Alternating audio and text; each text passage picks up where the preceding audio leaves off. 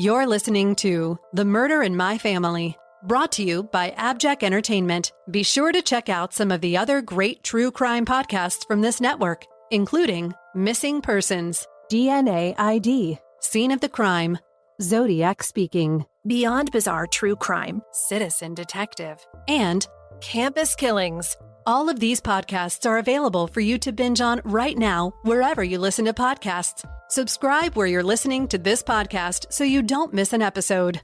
The views and opinions expressed by guests on this podcast do not necessarily represent those of the podcast, its host, or sponsors. If you would like to discuss the murder in your family on this podcast, please be sure to visit themurderinmyfamily.com for more information. This episode may contain unsettling material or subject matter. Listener discretion is advised.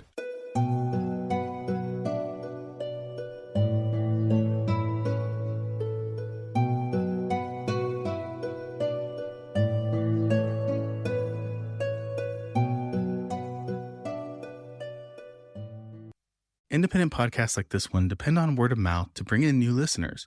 So if you find that you enjoy this show, please take a moment to rate and review it wherever you listen to your podcasts. And be sure to introduce a friend to the show and invite them to listen. With your help, The Murder in My Family can continue to grow and reach a new audience. To learn more about the show or the cases we discuss, please visit themurderinmyfamily.com. You can also find us on Twitter with the handle @murderinmyfam or on Facebook at facebook.com/TMIMF podcast.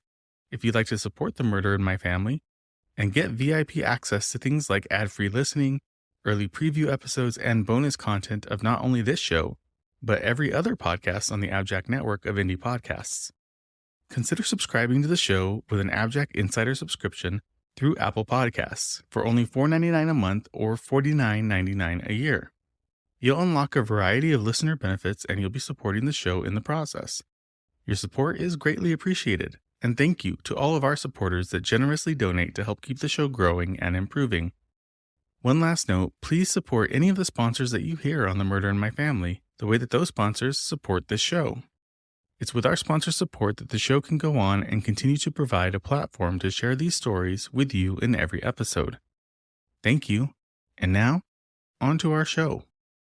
Welcome to The Murder in My Family.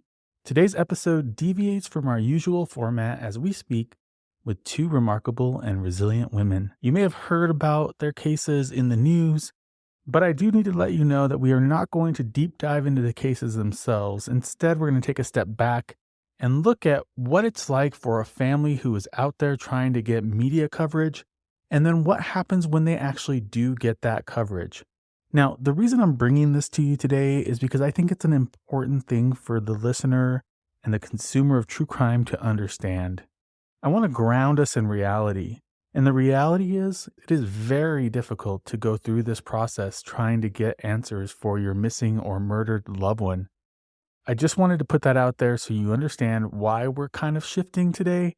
Don't worry, next week we'll be back with another case, but this episode is really important, so I do hope that you take a moment to listen to it. Today I'm joined by Nicole Schmidt and Candice Cooley. Both women have faced unimaginable tragedies. The loss of their children, Gabby Petito and Dylan Rounds. Yet in their grief, they have also found purpose. The purpose that drives them to advocate for victims everywhere. Nicole Schmidt is the mother of Gabby Petito. In this episode, she talks about her role as president of the Gabby Petito Foundation. Similarly, Candice Cooley, mother of Dylan Rounds, shares how her son's case had catapulted her into action. She created Dylan's legacy, and both are fierce mothers turned advocates, joined in a heartbreaking but powerful crusade to make sure that no family goes unhurt. As we get to the end of this conversation, we're going to emphasize the importance of community and collaboration in the quest for justice. We're going to discuss the importance of events like AdvocacyCon, which provide platforms for families to connect, share stories, and strategize on how to affect positive change. And I'm going to ask that you please support both of these foundations, Gabby Petito Foundation and Dylan's Legacy. Gabby Petito Foundation focuses on educational programs around healthy relationships and domestic violence, as well as training for first responders, and Candice is boots on the ground. She goes out and helps provide the resources that are essential for search and rescue operations. The resilience and advocacy shown by these two women, I hope, will offer a beacon of hope for many families that are out there trying to get answers. They have turned their personal pain into action. These two women embody the power of purpose-driven advocacy in the true crime community, and they remind us that every life counts, and justice is a collective responsibility.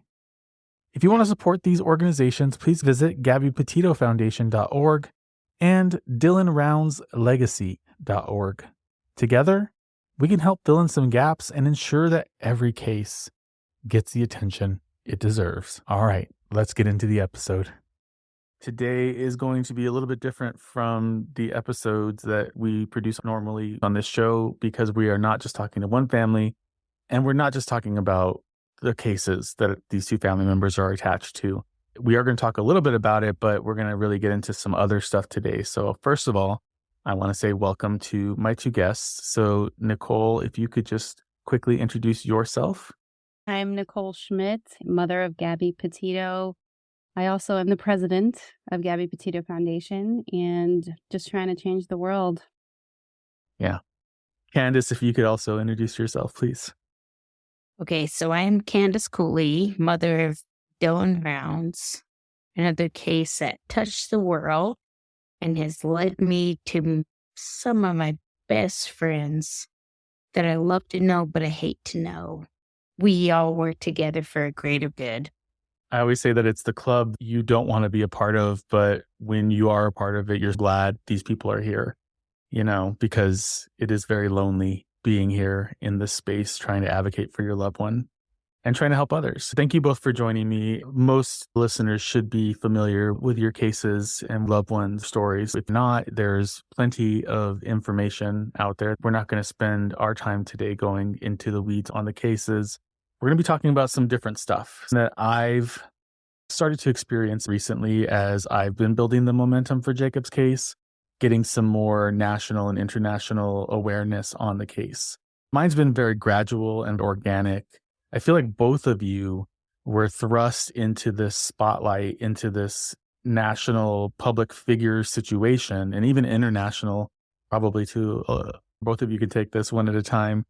What was that like, having that happen, especially during the worst, most traumatic time of your life? And then how do you cope with that? Well, I can say that it doesn't happen to everybody, right? We don't hear about all missing cases the way that our cases were thrust into the spotlight. But at the moment when you're looking for your loved one, you want that attention. You're glad to see their face plastered everywhere and everybody's talking about it because that means eyes are out there looking for your loved one. It's hard because you're in shock, but at the same time, you're really trying to focus on what you need to do to find your loved one, especially if it's your child. It's all a blur for me. Everything that happened at that time I was in shock. It was a blur. We only had, 12 days, and we found her from the day I reported her missing. And it seemed like it went so fast, but people kept talking about it after that. And it kept going and going and going because of the circumstances of the story. And that was hard to not even be able to really grieve my child because there was another focus, which was the perpetrator who took her life. And that was upsetting because I see his face plastered all over everywhere. And I'm just trying to say, no, this is about Gabby. We know what he did. Let's move on. That's when I started the foundation. I was like, I want to change this. I want to help people. Candice, do you want to talk about your experience? Yeah. Well, Dylan became national news because I fought and I screamed and I yelled. And so Nicole and Tara, Joe and Jim and I have talked about it for the fact that you don't have to be the blonde-haired, blue-eyed bombshell, which Gabby wasn't. Never take that away from her. She was beautiful. It is very tragic that Dylan was brown-haired, brown eyes. People do not understand that everybody counts. Everybody counts. Everybody deserves to be found. Fortunately, in our society, it's just not happening. And it should. I think resources need to be equitable, and I agree. I think that even social media, I've found when I share a missing persons post, it gets buried in the algorithm. People aren't able to engage with it. It's really frustrating. I feel like there should be a requirement for that type of information to be elevated into that local community, because like these families, they don't really have, a lot of them don't have the internet know-how to make something like that work. And you have to learn on your own. It's really difficult. But sometimes you sit back and think, and I work on these cases, and these people are like, the FBI needs to be involved. And you and I both know it doesn't quite happen the way the public thinks it's going to happen. And man, it's tough, because it is very tough when you don't feel like you have the resources, you don't feel like the people that should help you do help you. You feel like your child is disregarded regardless of their age. That's one of the things we love to teach people too, is if this situation does happen to you, here's what you should try and do. And not everybody's going to get the exposure that we got, but these are the steps that you can take to do your best to get your loved one out there. And how do you get the exposure? That's one thing, like all of these cases I work on, all this stuff through Dylan's Legacy, and I don't know how to tell these parents to get law enforcement to stand up and pay attention. It's not right. Everybody's life counts. I agree.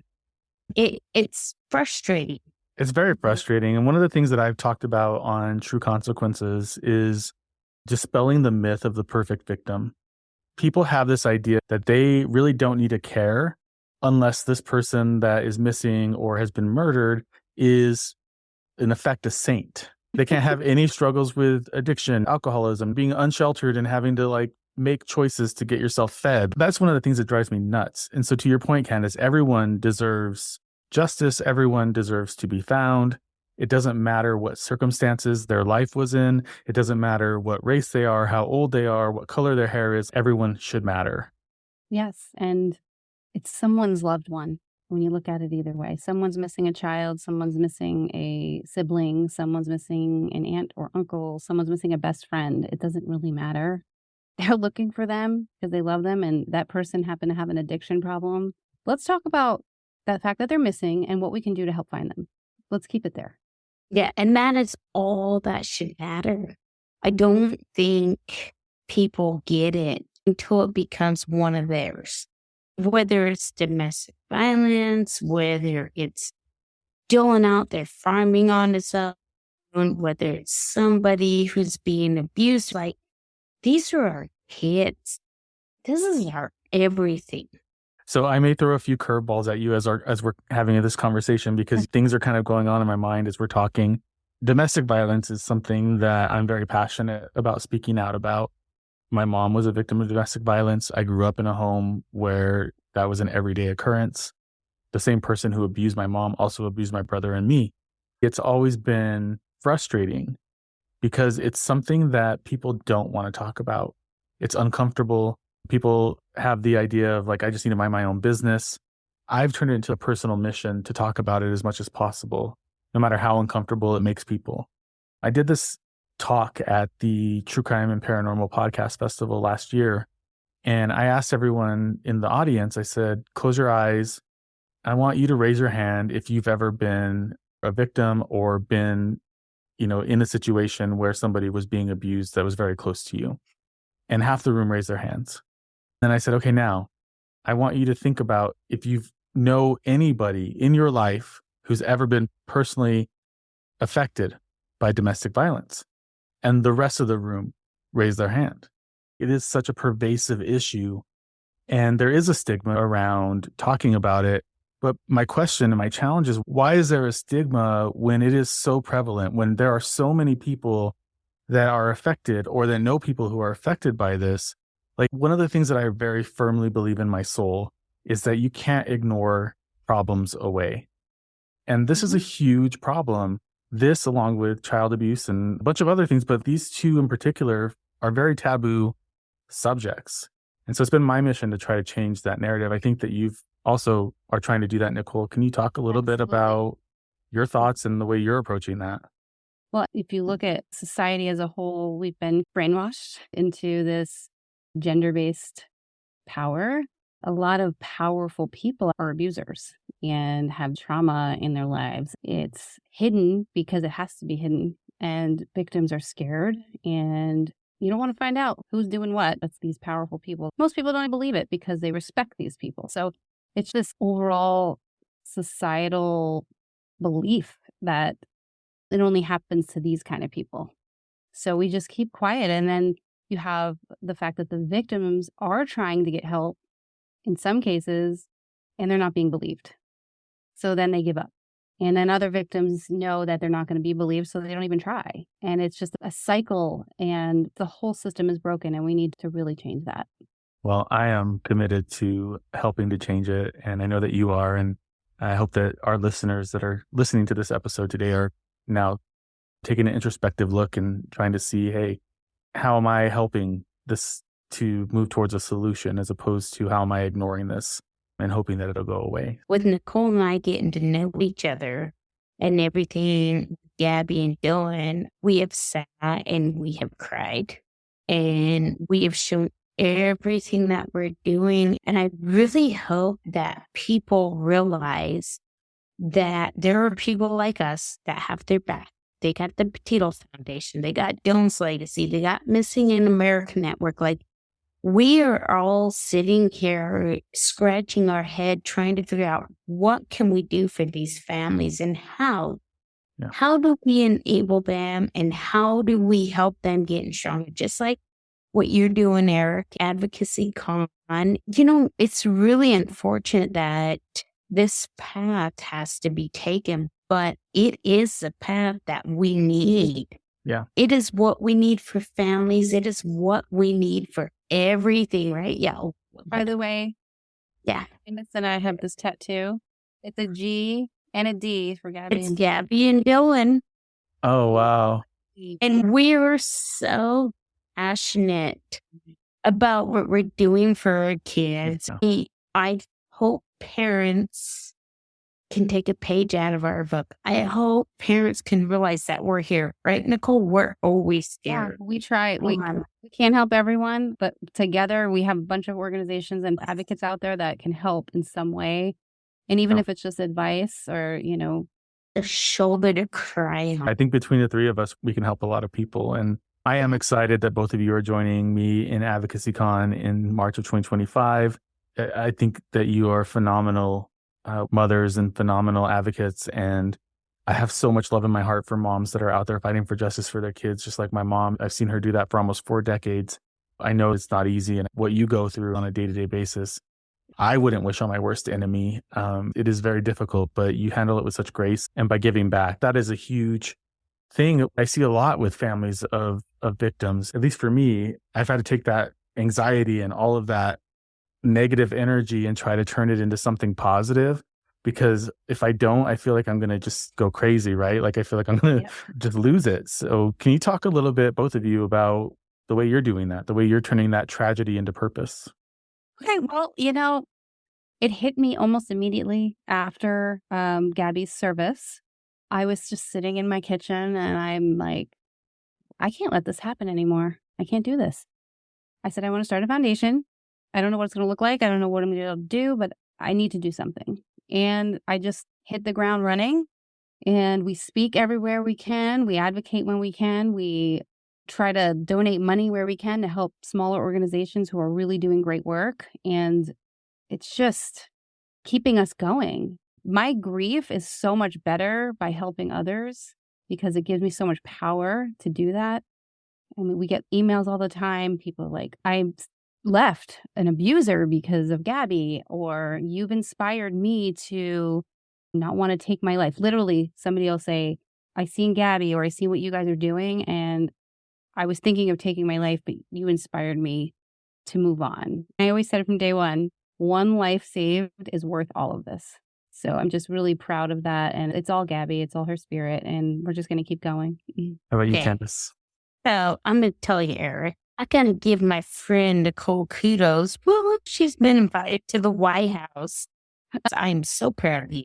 As I told you, it is so amazing to be invited to the White House. You know, as I work through Dylan's legacy and everything I'm doing, we haven't even put my son in the ground. It's going to be another 4 weeks. But unfortunately, you do have to fight. You have to fight.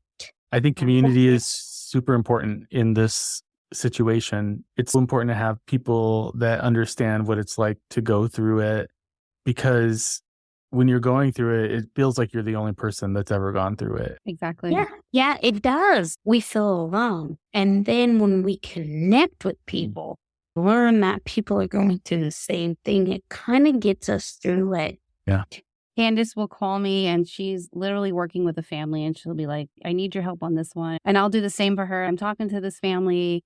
They really need help. Candice has so many resources for missing persons between the canines and the search and rescues. And I mean, it's just amazing what she does for these families. And it's just nice that not only we have the same kind of background where we know what we both went through, but we're also advocating together. And it feels like a real team effort. I know there's a bunch more out there and I'd love to lock arms with everybody because together we can all do so much.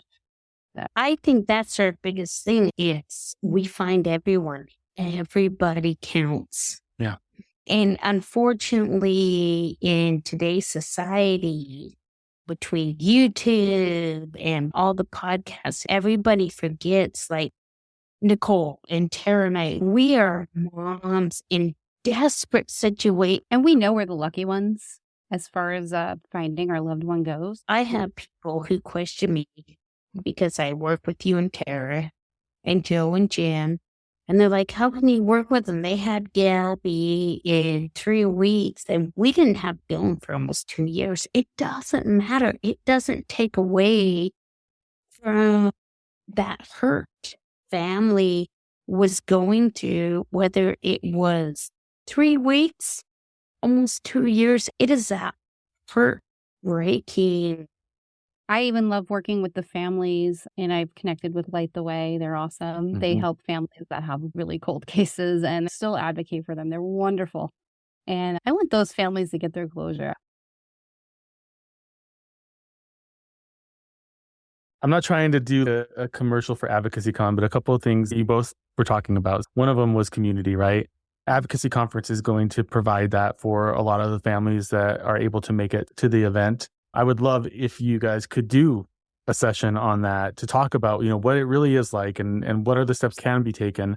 I think that would be super beneficial. But I think that it is important for us to get together, talk, brainstorm, and figure things out. What works for you? How did you get this to happen? Those moments are so important because I find myself here 37 years later and I'm tired.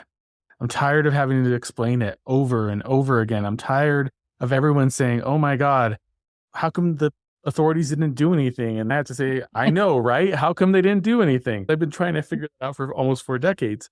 But that moment where you get that one kernel of wisdom or that one piece of advice that worked, that gives you that extra moment of hope.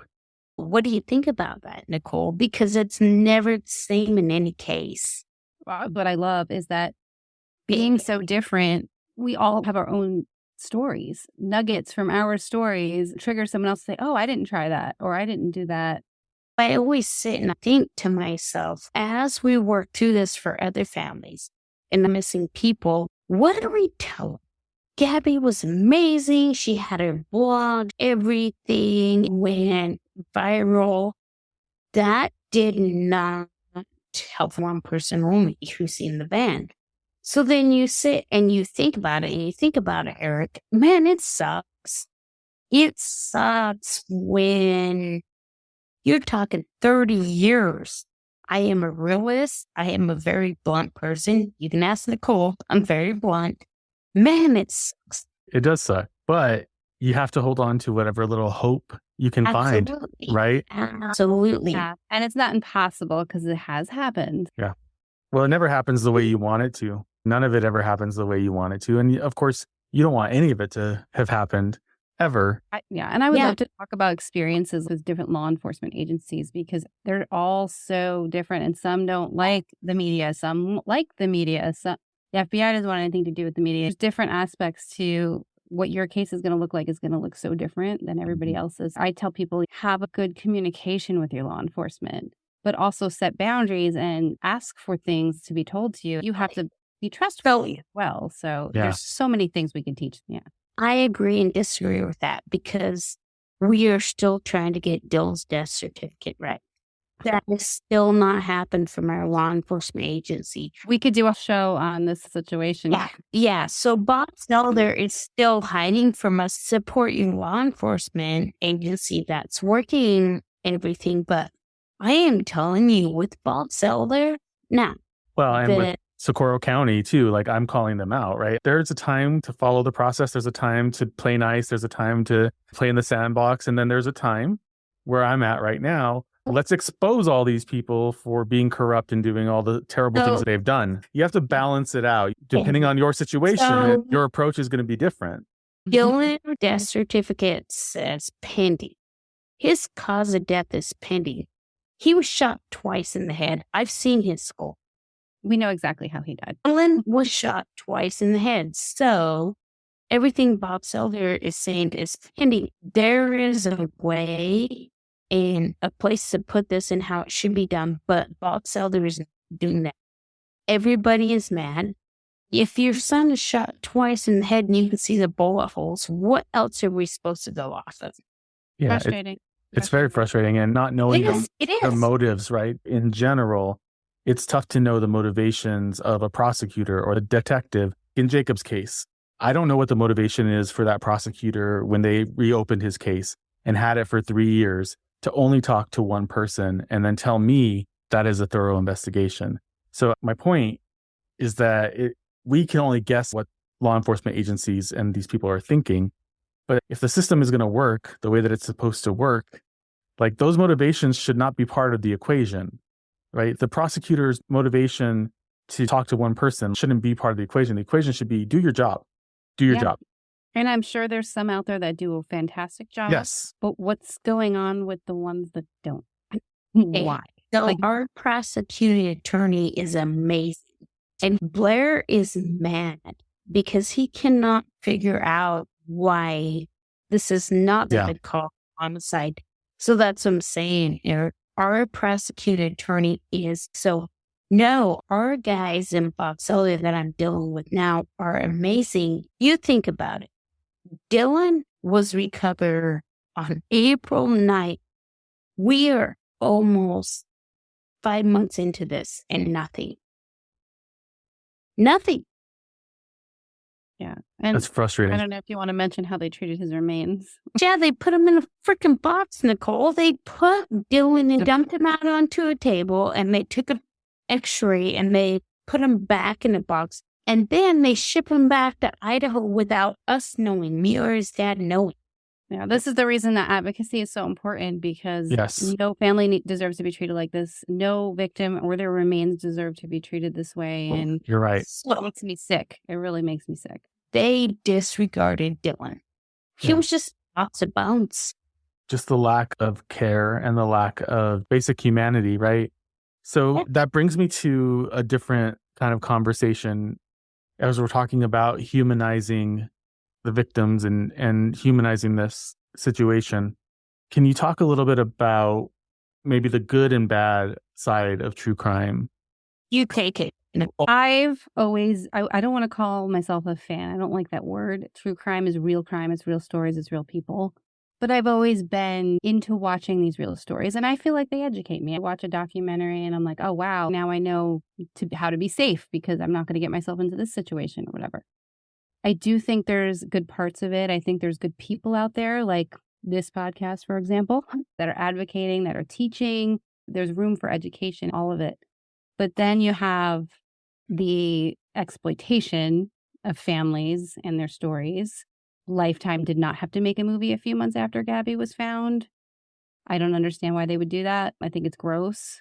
I don't understand that. And that's a problem when you take something, you're like, moneymaker, I'm going to make money off of this and run with it. That's the dark side of true crime. And that really needs to change. I think that fighting for advocacy for families and victims can help resolve or change people's minds before they go ahead and do something like that. I think that there is a lot of opportunity for improvement, especially when it comes to the way the stories are told.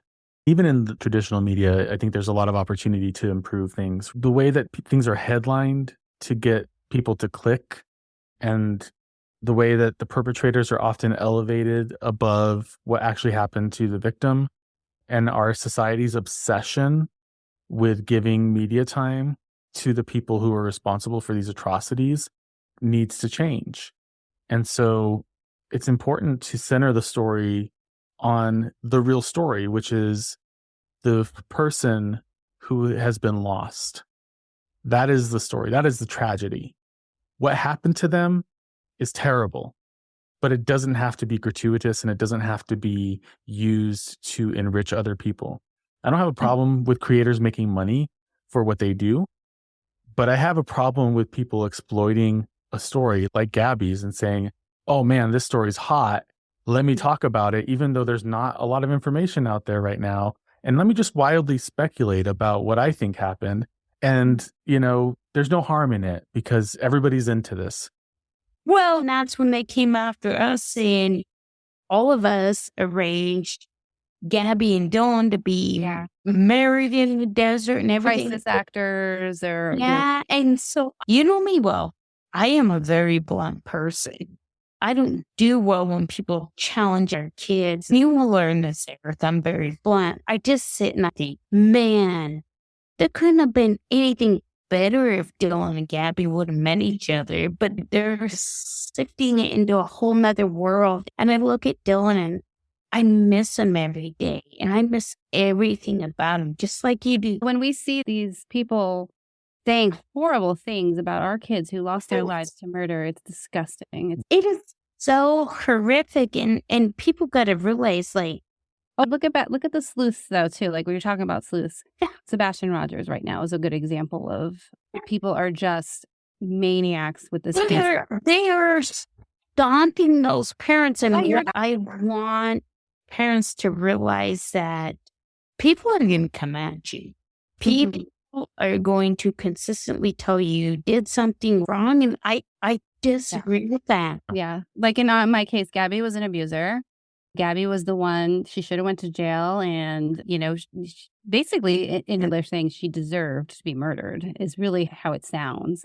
And it's victim shaming, victim blaming, and that's what needs to stop. Sleuths need to stop pretending they're detectives behind a screen and just making stuff up. All right, we only have a few more minutes left, and I just want to wrap up with a couple questions. So we talked about armchair sleuths and how, the horrible things they can say, but I think one of the things that doesn't really get talked about a lot is how that can affect a missing person case, right? So people throw out misinformation and say something that could potentially lead to somebody not caring about the case, unfortunately. And then also just having investigators chasing down fake leads that really, no basis, waste time and waste energy and waste resources that are not infinite. A lot of these law enforcement agencies only have so much time and resources that they can allocate to each case. I appreciate both of your perspectives on that. Now, as we wrap it up, 2 more questions that I want to do. One, we're going to roll together. What do you think that true crime consumers can do to be part of a solution to make things better? How they can help change it? And then if you could change just one thing about true crime and true crime reporting, what would you change? So if you're into true crime, especially like 2020 Dateline, I love all that stuff. If you're watching YouTube creators and stuff and listening to podcasts, and there's plenty of wonderful ones out there, they're doing a great job. They advocate for families, and I love that. But if you're listening to a creator that is exploiting a family, maybe step back and say, maybe this isn't a good person to listen to. Don't give them those views because they're just going to keep going. Don't be part of the problem and spread those rumors that are not true. And you listen to somebody talk, it's ridiculous. So many things came out about Gabby, and I was like, are people serious? How are they even saying this? But just be cognizant of that. Like, focus on the victim and listen to people that are respectful of victims and their families. If you hear victim shaming and blaming, that's a red flag. Walk away. Don't listen to that. All true crime creators should be respectful of victims and their families. They should be advocates, and that's it. I love Nicole to death, and I am so much more blunt. And I say, get effed. If you're ever going to victim shame a family or come after us, we're right here. I want to remind families who end up going through this stuff to completely ignore those people because they want that attention. If you see something said and you're like, oh, I'm going to say something to this person, you're giving them exactly what they want. You have to look the other way and keep doing what you're doing. The right people will follow you and the bad people will want attention from you. Don't give it to them. Don't be the trolls. The troll. And stay out of the comments section. I learned my lesson on that one. I was like, no, I'm going to defend my mom. I'm going to come into Reddit and start fighting with people. And really all that did was deteriorate my mental health and didn't do anything positive. So I've stopped doing that. But it did feel good to put a couple people in their place. It does. I did get a couple of apologies. So that was nice, but I'm not doing it anymore. As we're wrapping up, I want to make sure that we take some time to talk about the Gabby Petito Foundation and Dylan's Legacy. Talk about what you two are doing with those two organizations, how people can support these organizations, and any final thoughts you have. So I'll start with Nicole. If you go to GabbyPetitoFoundation.org, you'll see some of the work we're doing. We're working hard behind the scenes to build an education program. We want every kid in this country to have access to healthy relationships, self-love, setting boundaries, just all of the above mashed into one lesson for them to help them grow into people that either won't abuse or won't allow themselves to be abused. We're also working on training first responders in domestic violence. I was an EMT and we didn't get trained. My husband has been a fireman and EMT for many years, and that's his baby. He's working on it, and hopefully that'll be nationwide. You can support us. We have a run walk going on right now. It's virtual. You can join in. You can just participate. You can also buy a t-shirt. Anything you purchase off our website is going to help. And we have a store at our website. Our Facebook page is the Virtual Run Walk to Change the World. And we're always trying to inspire people to talk and advocate. It's about awareness. And if everybody's educated, we can really make a huge impact on the world. Candice, talk about Dylan's Legacy and what you're doing with that. I love Dylan's Legacy and the Petito Foundation. We're a little bit different. We're boots on the ground. Everything that we need in Dylan's case, the drones, the canines. We're trying to get the families what they need for help physically. So that's what Dylan's Legacy is about, because that is truly what we needed. We all have our different aspects, but we all work together. I love that fact. We just go through it. We just work on it. That's awesome. I love that both of you have turned your tragedy into purpose. It's something that I'm also working on. It inspires me to see both of you doing the work that you're doing. Candice, if people want to donate to Dylan's Legacy to help support the organization, how can they do that? It's Dylan Rick. And then the same for Gabby Petito Foundation, GabbyPetitoFoundation.org. Yes, sir. All right. Well, please feel free to donate to these wonderful organizations that are out there, filling in the gaps for families of the missing and murdered, and filling in the gaps in our education system related to domestic violence and healthy relationships. Beautiful work that you're doing. Both of you, proud to know you, excited to have you join me in Indianapolis in March at AdvocacyCon. And I can't wait to see where this connection takes all of us and how much more we can do together to help people in this situation. Thank you. Thank you once again for joining me for this episode of The Murder in My Family. We'll be back here soon with an all-new episode of The Murder in My Family, and I hope that you'll join me for it. But before you go, remember that every murder victim means something to somebody.